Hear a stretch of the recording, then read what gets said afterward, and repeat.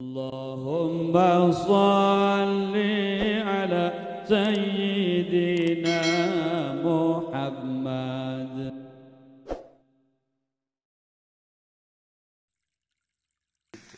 Tak nini nu kamu barang datang kajidah teh kaget. Ambo cenah ieu orang kiai kabeh di Mekah. Marake jubah bajar kiai. Ju barang-barangnya napan dicokotan kudu make jubah.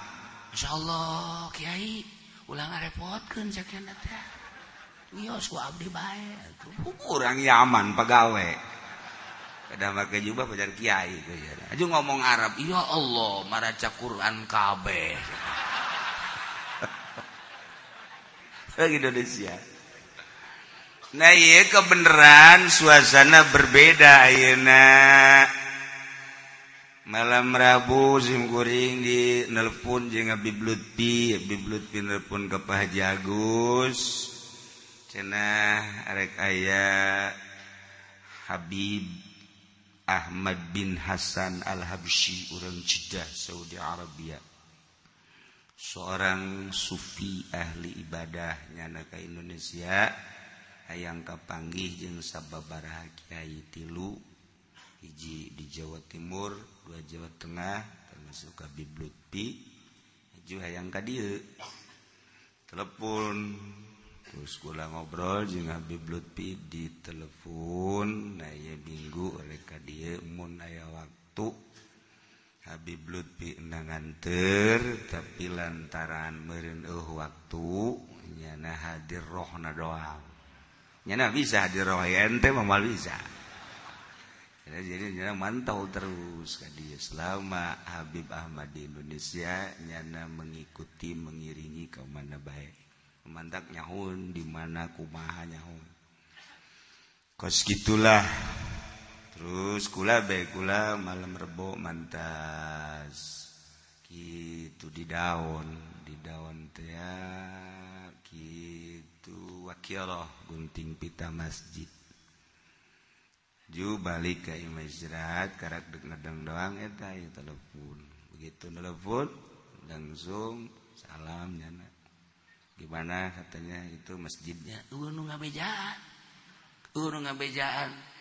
Kita kula ka daon, kemudian atuh gunting pita udah selesai masjidnya seseriannya. Nah itu mah bukan masjid baru cekina ya. Iya cek kula masjid lama itu mah. Orang daun apa belon. Bisa sebarat tahun karak di gunting pita. Nyaho kula nyonya anu belon lah. Nyahoeun Habib Lutfi. Masjid lama itu mah. Ya cuma naik ke atas tingkat 2 iya. Itu aku nyahoeun. Kula karek sare. Nah, terus nyaritakeun bahwa minggu nanti insyaallah cenah ada Habib Ahmad Al-Habsyi. Nah, ieu mutarjimna ge Habib Ahmad ge biasa ka dieu Solo.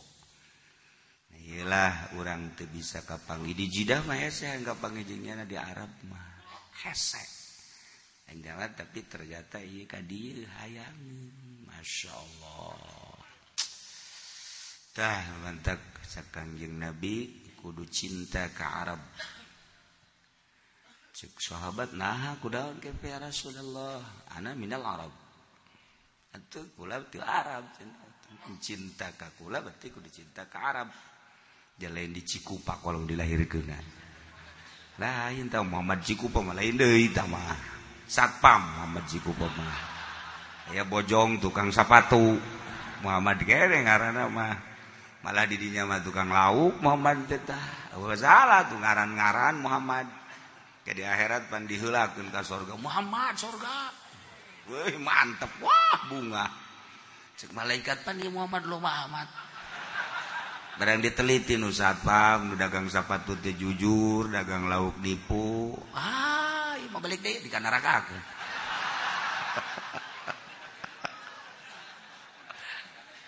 Ngan untung nyana ngarobrol di neraka. Hadena urang ngaran Muhammad jadi ti heula cek ada disebutna. Mantak urang ka neraka na ge ti heula. Daripada batur narangtung bae kan, mati heula. Batur arasuk urang geus geseng cek nya. Tah. Ieu Habib Ahmad Jeddah ahli sufi Saudi Arabia. Jadi model atuh make jeung hayang ka dieu gerak Allah Subhanahu wa taala. Ana minal Arab cekang jeung Nabi kuring urang Arab. Ta Quran ge inna anzalnahu Qur'anan Arabiyyan. Arab tak maca Quran kanajan dibagus-baguskeun di Indonesiakeun tetep bae lamun lain bahasa Arab asal lain Quran. Ada saya di Quran kos Jawara menangkeun anak opos Jawara menangkeun anak Jawara. Jadi anak Jawara geulis hayang boga santri hayang boga minantu kiai gitu. Atuh Jawara mah di Jawaraan deui. Ya, cak Jawara aing mau ka sorban. Ke jubah. Orang Indonesia mah pan asal make jubah make sorban kiai. Teu nyaho mah bajingan itu seperti. Kiai. Ada. Eta geus bungah jasa dikawinkeun biasa. Oh, bungah. Can kadenge. Cek betoana maca Quran di masyaallah, can kadenge. Akhirnya sekalian pas ditita maca khotbah Jumat. Waduh. Dasar Jawara daek bae ditolol. Daek banyak. Waduh, biasa. Di mau kitab. Tanya komento anak kitab naon eta mantu Batalubin. Maksudna bata jeung ubin. Oh, cak kitu anu bade amat kitab. Ada daga lain eta teh granit nu beret. Ngaca jadi biasa khutbah. Alhamdulillah abdi tadi ningali leumpang ka empang ningali liang letik-letik si horeng liang kasiro.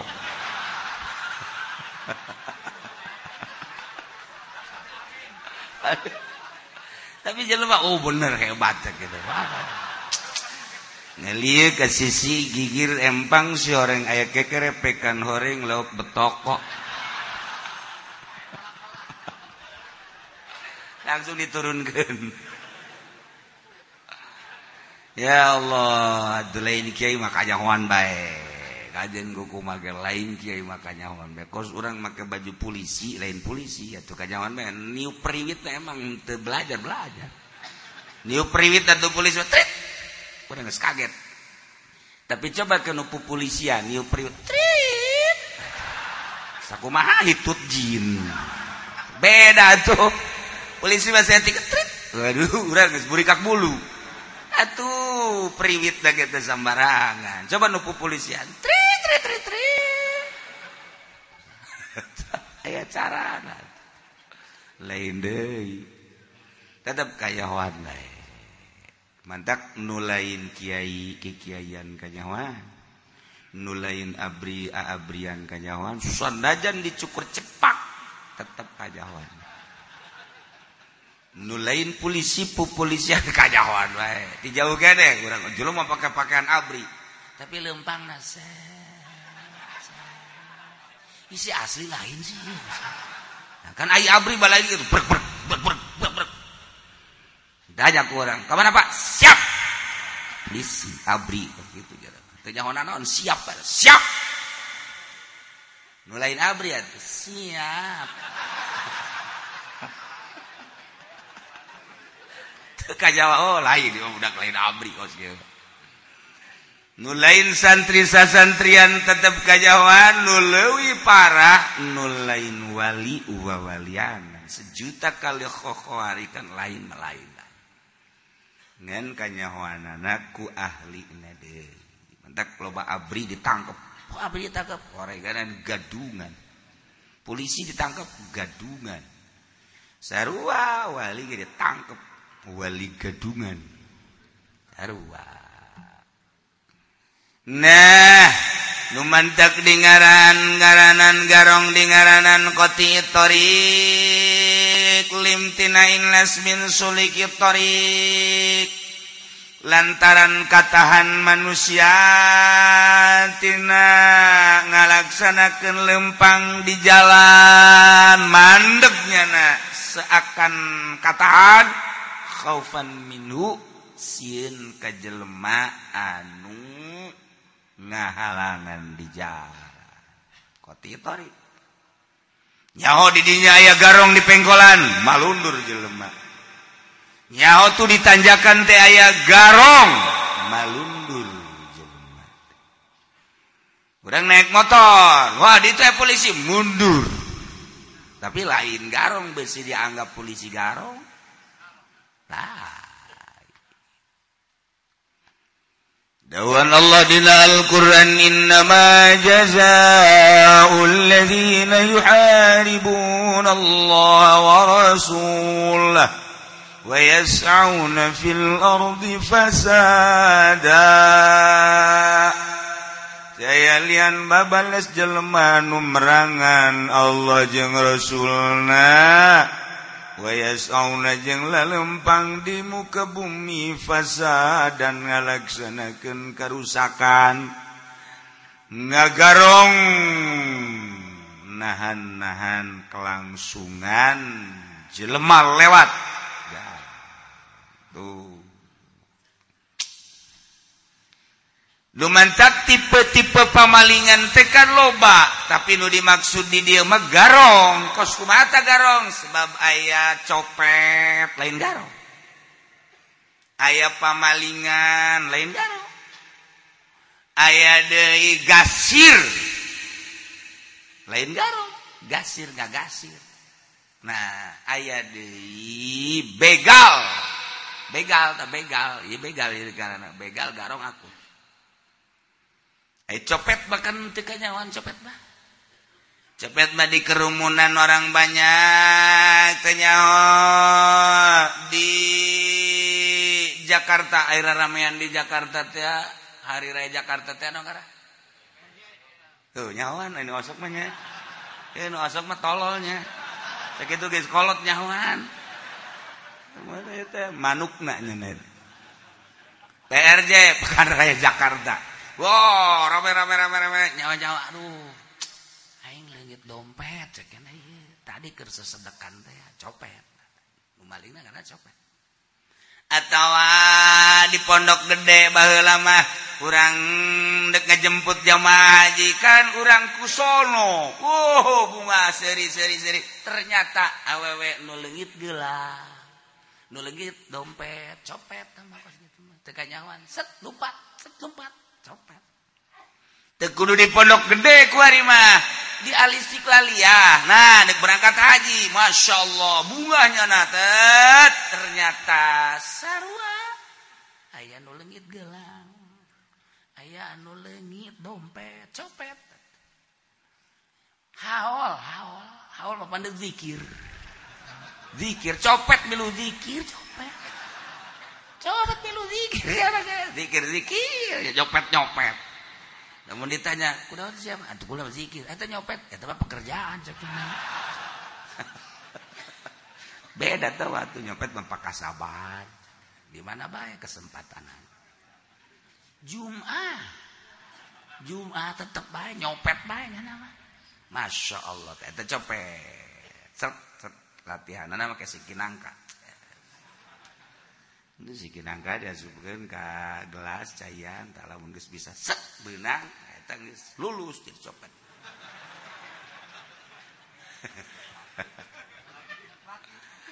Pejere kieu nyawan atuh mantan sarua. Eta copet. Ya Allah, loba di urang copet. Aya deui pamalingan. Nah ieu pamalingan mah nyana biasa, sup ka imah. Tak keluar, lumpat biasa. Ngan ai pamalingan mah ka imah, ka kantor, ka mana ka tempat-tempat eta maling ngaran. Maling motor, maling sepeda pamalingan. Ai copet mah nu dibawa ku urang.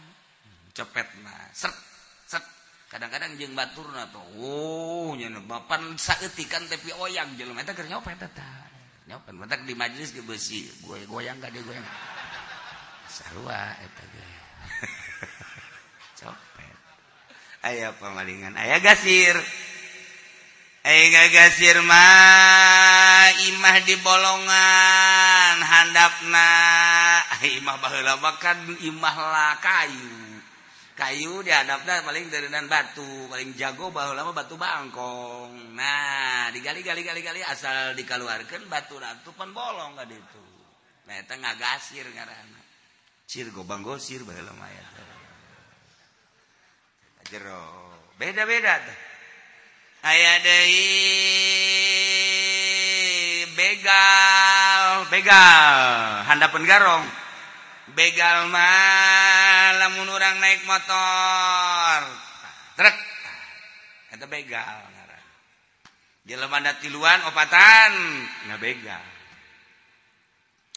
aya deui nu paling hebat mah make dasi make sepatu make jas. Woi, coba embung disebut pamalingan malah nyengseureikeun ka copet, nyengseureikeun ka pamalingan, nyengseureikeun ka begal, nyengseureikeun horenganan, nyana leuwih tibatan begal. Di Amerika teh mah. Aya kos kitu, mal disebutkeun lah. Jamun disebutkeun pandulur ente. Eta begal. Bukan disebut begal, tapi begal. Aya deui garong. Wow, ieu nu dicaritakeun teh. Beusi salah. Ke hukum kan beda-beda. Huari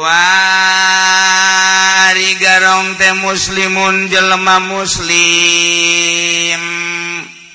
Baik agamana nu masih melekat atawa muslim tatadinangan kaluar tina agama Islam na murtad atawa kafir cicing di negara Islam anu nyana make aturan Islam kafir dimi sarua muslim murtad kafir dimi mukallafun tur mukallaf lain budak lain edan lain muayan mukallaf lahu syaukatun eta jelema muslim teh nu mukallaf ngabogaan kagagahan gagah ngandelkeun kajawaraan gagah lamun nyaritakeun penca nyana geus tamat kabeh penca loba anu tamat penca bararisa tapi teu boga kawani atuh jang naon boga penca sejuta kali boga penca eueuh kawani atuh bimanzilati teu boga penca sarua jeung teu boga penca nu dibutuhkeun teh nya boga penca nya wani ieu mah boga penca ngan teu wani waduh marah nangan ka pamajikan doang. Pemajikan jadi korban. Tuh bapak lu mah begitu tuh. Asal di luar dia mah ada yang getak aja. Gua yang jadi korban. Cek majikan rata. Ke anak-anak aja, lu pada nyingkir lu ke sono lu. Bapak lu lagi marah-marah aja tuh. Ntar juga dia mah asal udah kasih kopi juga udah tentrem. Eta lokos gitu karena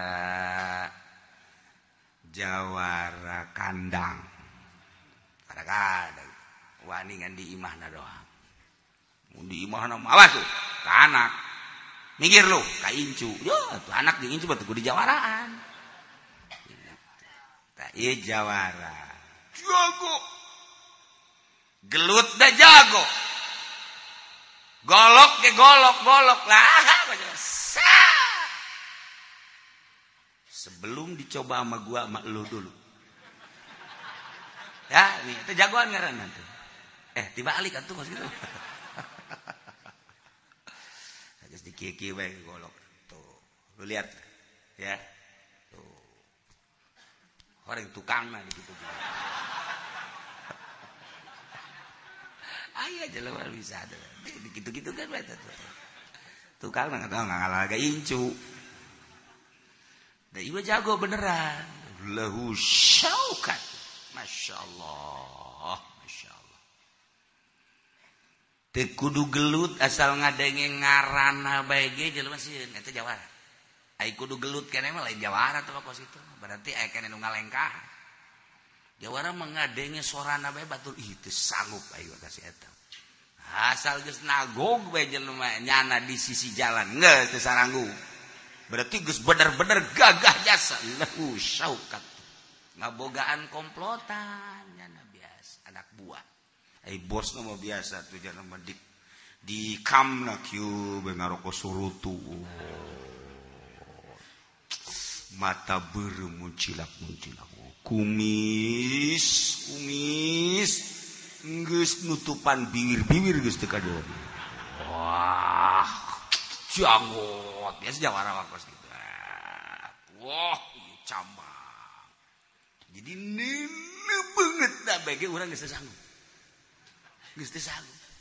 sebab kumis nutupan bibir cambang janggot masyaallah ngarokona surutu wah geus teu bisa make di dia kudu dicekel lagi gitu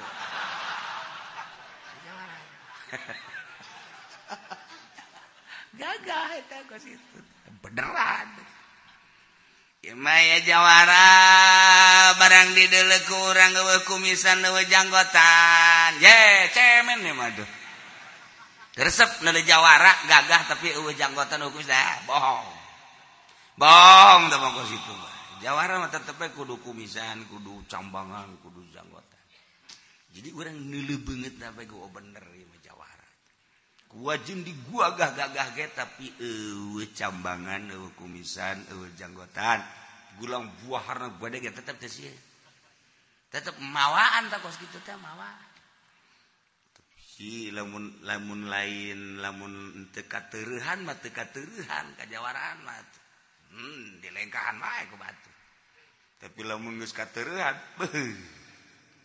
jawara asal lu nyileuk we minggir jelema nyileuk doang ieu mang nyileuk cicing bae disia-sia ge awas jelema cara ricing bae lain jawara teh mah kitu bae lain jawara jawara teh huwa muslimun mukallafun lahu syaukat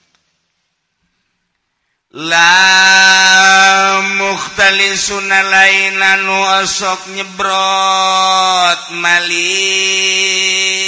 hajulumpat anu nyana nembongkeun kagagahanana li akhiri kopilatin ka akhir kopilah lain jawara aya rombongan kopilah rombongan pedagang misalna 40-an muka hiji liwat 2 liwat 10 terus 20 nah tinggal 5 deui sebab 5 deui mah dijaga ku nyana geus moal bisa menta tulung batur geus kadar itu jadi berarti nyana mah ngarah nu panungtungna doang sebab lamun dijaga dihareup engke nyana mun gelut eleh ieu mah ditukang nu ditukang 5 deui 2 deui karak kunyana dihantem batur geus kadar itu lain jawara tah mah kos kitu mangaran jawara mah awas weuh itu lobaan leuwih kitu ayo kai ji kumaha mun nyana ngalawan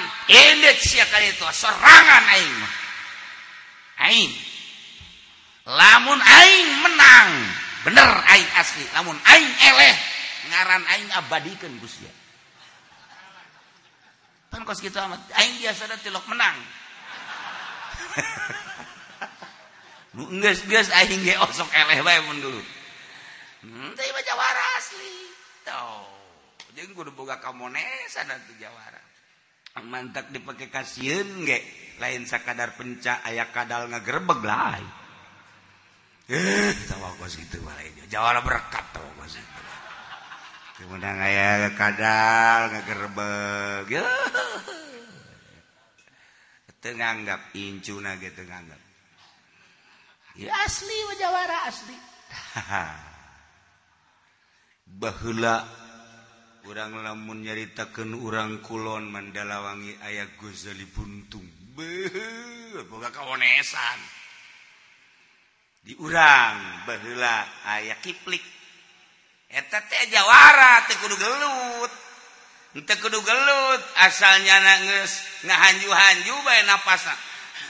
Nyinggir kabeh jelema. Ai kudu gelut keur eta we jawara. Lain jawara. Nyana ke Bandung, begitu ke Bandung balik ke dia, pas balik terus ditangkap polisi, trip. Terus dah supir ngaharep kadinya bermasalah sebab teu bawa STNK, teu bawa SIM. Jatah tadi deh ge Cakiplik berangkat. Itu mawa sasakeun mah. Atuh aing malah jeung sasaha. Selain aing malaikat bae. Ngomong Jawara mah kos kitu pan ngaleuwihan segala-galana. Malaikat seueun ka aing. Eta Jawara teh ngomong teh liwat Jawara mah. Tapi coba cak polisi cak supir teh berangkat. Begitu turun polisi dipersulit. Mukanya nalawang dihareup. Rek, kakarak di deuleu doang encan ge nunjuk polisi geus ngagedeprak ade ngising di dinya polisi. Ngising di ada Kiplik eta. Kakarak langsung cak polisi langsung. Oh. Bukan naon meureun eta mah hanya polisi jauheuna kudu nanyakeun ka polisi tak kadeleuna nyana apalagi meureun nu mantak ngagedeprak ge moal salah kadeleuna nyaho ting ua-ua nyaho ting macan meureun beda ya moal ngising di dinya ja si eta mah sangaja ngomong ngocoprak bae ge urang teoksieun malah mah pajar nu edan ku urang nu edan meureun ngocoprak bae eta mah ditaringgalkeun teh pajar sieun kanya lain pajar nu edan. Minggir. Waduh, sarua edan aya mah urang. Aya di lumana ge gua teh. Ya asli. Dah. Tapi kahebatan Jawara mah kieu. Waktu eta Kiplik erek gaduh diikat, Jawara kulon daratan ieu kecerita ke Jawara ieu kecerita Jawara. Nah, datang heula ka Abah. Adi, eta teh endek menguasai pabrik-pabrik nu aya di urang ikan terutama pangheulana. Ieu dongeng ye. Dongeng kejadian seputar urang. Datang ka Abah kade. Assalamualaikum. Ye eta mau enak. Ulah kaget cenah ye.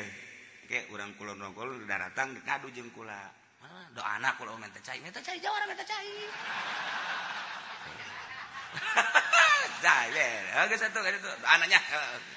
Ngadu salah sahiji urang kulon nu ndek ngadu jeung nyana teh anak guru Abah Jawara di kulon datang biasa mah kesempang ka dieu. Assalamualaikum Ustaz ya sia cakap teh enak ulah ndek ngadu deui ulah cak Abah dipan ulah ke ulah sebab itu lebih ti heula minta caina ka Abah untuk itu cara gaya doa bae doa itu ulah diulah kedua memaksa bae kan gak ditu masyaallah kan begitu ngadu teh atuh kudu ngadu kakarak golok da doang dicabut eta golok Jawara kulon teh anak murid guru Abah dicabut terus cabut teu daek keluar golok dicabut teh manjangan bae golok je manjangan ieu golok sampai lagi 2 jengkal pan ieu geus asa meter can keluar biasa mah karak taluk di dieu beda ka dieu. Waduh cek kiai eleh cak mamang ge ulah nyana ngamamangkeun ka anak guru cak mamang ge ulah tu mamang teu daek mere cai itu leuwih teu lah minta cai aya kos kitu Jawara tah nah geus beres apa geus beres bebe jadi kan ka dieu waduh cak Abah teh atuh ngaduna jeung anak murid Abah hah anak guru Abah atuh kunaon lain bebe aja cak lamun kos kitu mah kudu dielehkeun tah Jawara baheula mah sopan Jawara kuari, boh, atuh adab Jawara baheula mah kamari ieu masih kena adab. Nah, tah jeung Haji Kasan, nu nyaho kabeh rahasia. Nyana ngadu jeung Haji Kasan, sebab anak murid Haji Kasan teh turun ka dieu. Begitu deuk diadukeun, cek nyana aing kagok ieu jeung anak muridna mah. Jeung anak buana mah kagok aing, bejakan ka Abah ka dieu. Kumaha ieu? Samparikeun ka ditu, disamparikeun ka ditu. Haji Kasan almarhum ieu geus almarhum Kiplik lagi. Nah, disampeurkeun kan datang ka dukur ngomong gegag bae.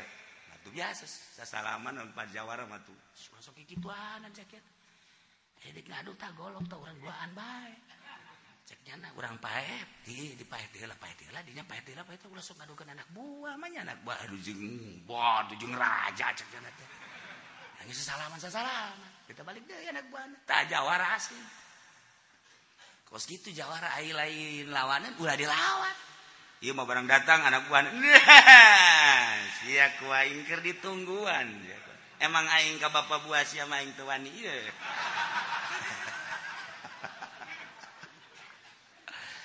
kula jaho dongeng gitu kunaon waktunya nande ka Mekah datang cerik di samping manasik nyana mere jajaten ka kula batu jeung golok embung kula entah itu titip bae cenah di kiai ieu mah kula mah ka Mekah aya tadi kula mentok harita kula jadi jawara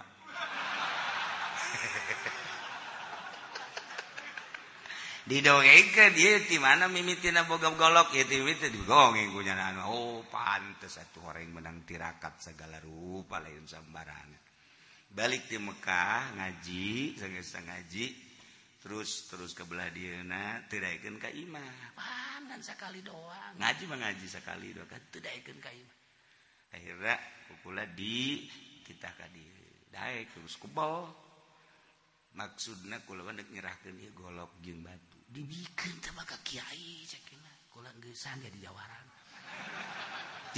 tuh aing mah ngaji geussan jadi jawaran ai kula jadi jawara seri jangan teu kira-kira tuh ngalimpahkeun ka jawaraan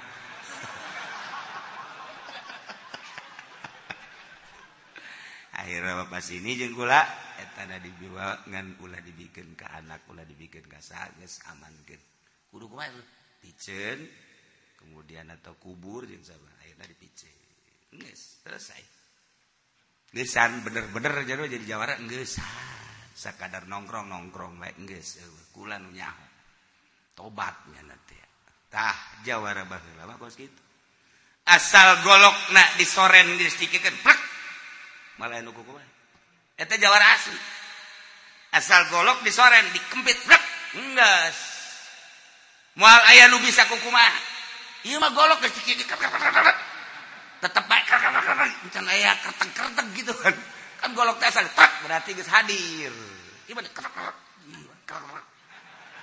iya kan encan aya hadir giliran mah aya dawegan kakarak oh golok dawegan tah mah si eta teh pagaweana kos gitu jadi beda kepat jawara batunya jeung cincina lain sambarang emang kadinya surupna jawara emang kadinya mun kula daek ku kula geus dimilik embu ice jang naon tuh kos kitu paeh-paeh ge di jawara ge barang ada ngedemo kuari ingat aduh aing mun golok harita teh dibikeun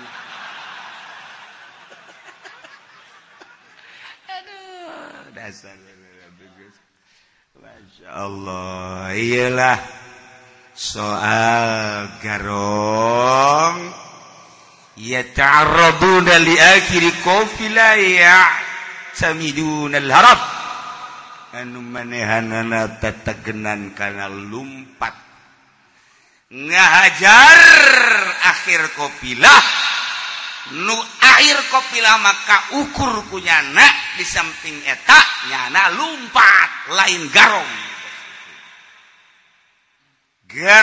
tetep bae gagah siap tempur jeung sahabat qafilah ditahana dicegatna ti awal 10 20 50 100 siap tempur gila garong ya geus urang nyaho tai copet mah nyokotna bari jeung susumputan copet aya deui pamalingan mah nyokot lumpat pamalingan aya deui gasir mah ngaliangan imah Aya deui begal mah ngandalkeun kekuatan cuman letik aya gorong ieu nu dipermasalahkeun qadha tariq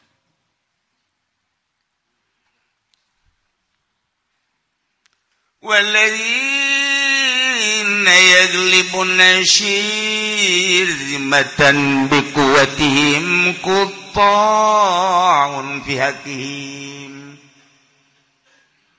ari jelema-jelema anu ngelekeun kana golongan-golongan pedagang golongan-golongan anu liwat golongan-golongan anu pengguna jalan rombongan-rombongan bikuati ngandalkeun kana kakuatanana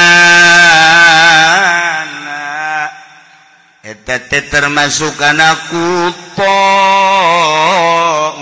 fi haqqihim termasuk kana qutta' wariga ya kene contoh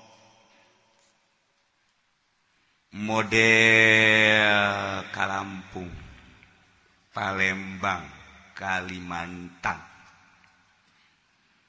Eta teh masih kene loba qutta'ut tariq. Begal-begal. Tinggal partainya we nu gede nu leutik. Di dieu urang rek mawa barang ka Lampung atau ti Lampung deuk ka dieu. Oh, kurang-kurang lihai nama atuh anggeus. Di dekat Medan mau barang waktu ulah-ulah barang mobil biasa baik jadi berarti rawan daerah urang Palembang ka dieu teh rawan Lampung ka dieu rawan kitu krui liwa eta teh mun ka dieu rombongan-rombongan boro-boro rombongan barang pedagang cacak-cacak urang bege asal geus isya bae urang dituna ge geus nganasehatan mani ngendong ulah dilangsungkeun 99,9% ieu dibegal di jalan kuari masih masyaallah mantak aya bae ciri-cirina mun kontainer mun truk asal geus aya tanda eta amankeun aman di jalan geus aya tanda eta aman berarti eta teh anu menguasai barang di luhurna aya rajana nyana geus pasini jeung raja garong nu aya di geus anak buahna ge geus tepak kalau ada itu udah amankan kalau ada yang teu amankan geus berarti nyana geus babagi di luhur anu anak buahna mah teu nyaho mantak aman ge mawa ganja ti Aceh ka urang ka dieu batur mawa ganja ti Aceh sa kontainer ka Jakarta polisi rentul abri rentul kok aman kunaon ari urang Tangerang mawa peuteuy doang ge ti Palembang ka dieu beak jeung setir-setirna. Lain peuteuy da doang jeung setir mobil beak kabeh. Eta lah. Jalain rahasia urang di Indonesia teh kos kitu. Lamun mawa barang batur ti Aceh ka urang, boro-boro barang anu biasa, sakilang barang ganja bae ge aman. Oh urang mawa peuteuy acak-acakan mawa duren di Palembang ka dieu mawa duren di Palembang ka dieu anyar dagang datang ka dieu geus teu bisa ngap-ngapan cenah dagang ya kuana ulah ditanya cenah ulah ditanya emang kunaon nu kabayang sawah aing 1 hektar eueuh pan siapa ngabayang 1 hektar aing modalna 1 hektar dagang-dagang kadu wari eueuh jeung truk-trukna sagala penjahat dari samping penjahat asli bajing luncat dan lain sebagainya oge penjahat-penjahat berperiwit geus sarua lain ngaman ke geus kitu aturanana meureun ieu Indonesia sakadar nyaritakeun kejadian-kejadian semacam kitu lamun ektasi ti Belanda datang ke orang aslina ektasi kan Belanda datang ke orang itu melalui kapal kok aman Masya Allah eta mah anu tangkep ku urang teh aya seorang wanita katangkep lantaran dilundupkeun di bawah sempak ya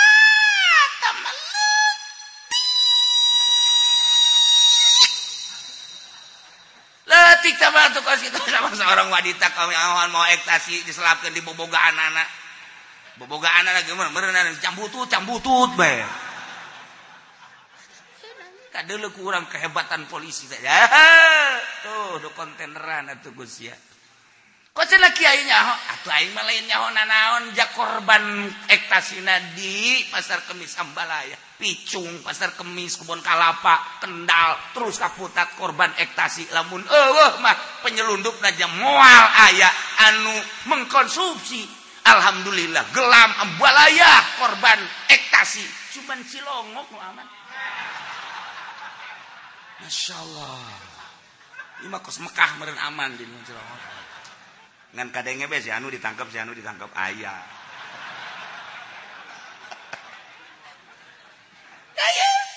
iya makan dicaritakeun teh asli kayak kos gitu nah bari produksi ektasi diproduksi nu urang kajahoan baeja diberitakeun kapan di koran aya tadi Picung produksi ektasi aya eta keur ieu teh dirangkas produksi ektasi hari eta nu kamari ieu teh di perumahan kitu Tangerang produksi ektasi Ambalaya produksi ektasi Masya Allah geus sabaraha miliar mungkin triliun leuwih gede eta dibandingkeun jeung APBN negara jeung APBN ieu kumaha atuh lamun urang kamari jatuh lain rahasia ti Jepang ti RRC datang ka urang kumaha tuh sabaraha kontainer ieu urang teh kan ieu deuk diloloh ayo bila perlu kuabehan urang mengkonsumsi ektasi kabeh penting ngadahar ektasi kabeh isuk-isuk tinggal sareuri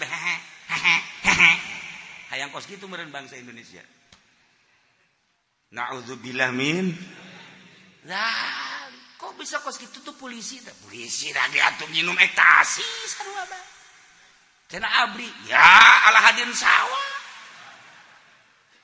atuh tina kiai atuh kiai ge sarua minum ektasi goblok kiai nage kudu beres di Indonesia emang kiai anu mengkonsumsi ektasi atuh sarua aya bae tanya meureun termasuk kiai rahasia teh mah urusan kos kitu bae maksudna sia ka aing suudzon itu urusan aing kesenangan aing ieu keur cerita acak-acakan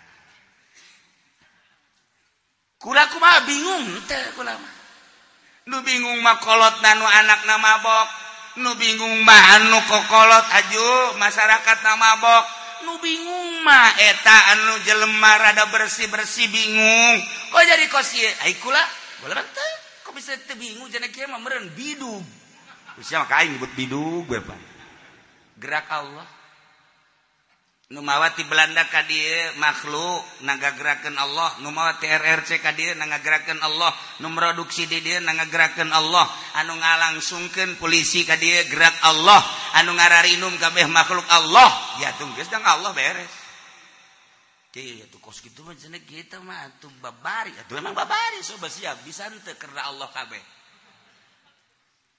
ayo sebab gerak Allah teh ya lain haju diantep upaya orang ngomong geus kadar keimanan jelema kan dicoba ku Allah coba dicoba ku orkes coba dicoba ku band coba dicoba ku musik-musik keliningan ieu kan ngocoprak bae kiai sing ade ulah ngadenge alat ulawi ulah ngadenge musik coba ngat kan eta teh hasilna teh dicoba ku Allah. Nah, kiai geus dakwah sia de, ulah ngadaekeun musik. Nah, digerakkeun ti Karawang dibawa ka dieu jeung ti Subang.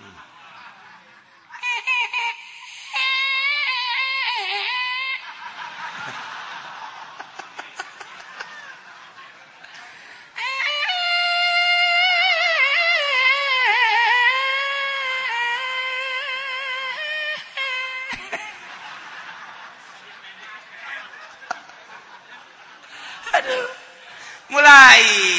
Woi, sora naon eta ek. Woi, jadi itu di itu, brung kadari itu, guys. Buku mata pemuda-pemudi. Eta deui ustad, eta si sora naonnya. Cadengekeun.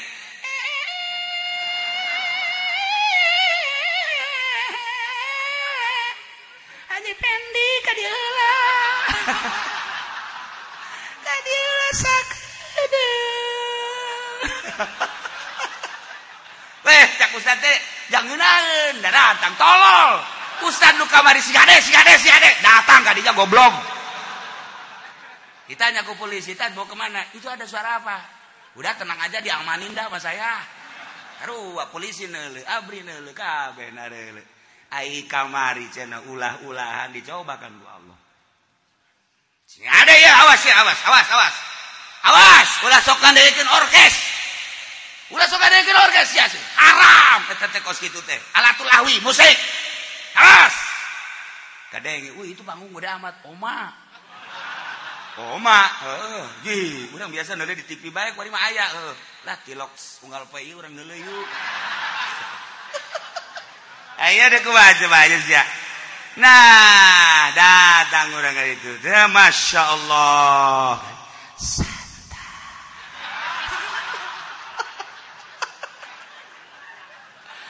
Ada darengekeun tolol pan kiai ge ngadengekeun.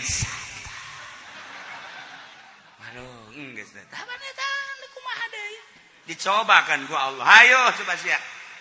Ayo, coba. Nah, kuari coba dengan mabok narkoba.